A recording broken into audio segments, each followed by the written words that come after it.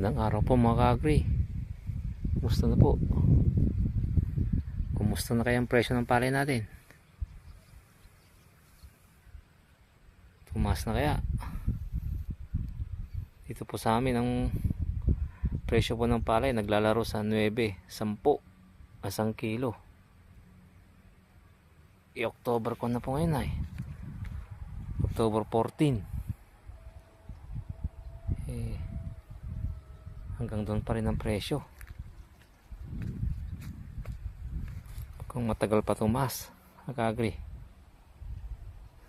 Kaya nag-decide na akong itong dating bukid ko na palay ang tinatanim ko. Tamnang ko muna ng okra, mga agree. Baka sakaling dito swertehin na ako. Ito kasing palay, yung inani ko rito, hanggang ngayon andun pa rin, nakapila pa rin sa NFA. 2 months na mahigit doon, mag-agree. Kaya nagdesisyon na ako. Tamnang ko muna ng okra.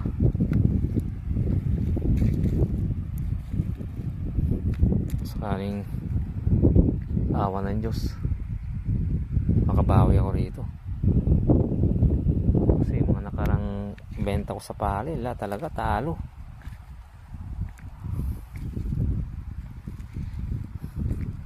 Walang kinita ron, makakay. Nag-desisyon na akong tumunay tanim ko. Ano yung makakay? Ayun, ito sa dulo na yun. Okra lahat yan. Yan, bakante na yan. Yan. Okra yan, hanggang sa may mga sagingan na yan. Okra yan,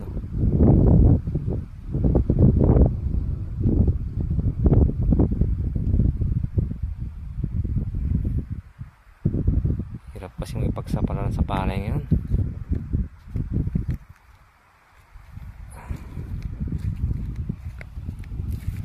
Pero itong mga kalapit bukid ko, makagri, tanim pa sila ng palay.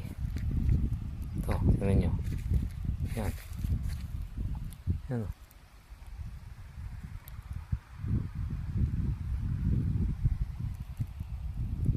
Yun. Ito naman yung okra ko.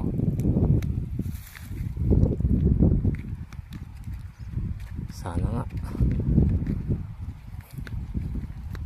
kumita naman ako, mag-agree.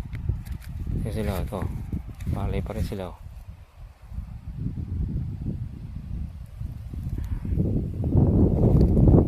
Tingnan natin yung mukhan.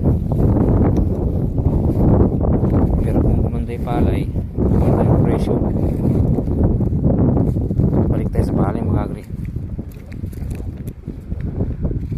Ay nako, sana nga ganda na.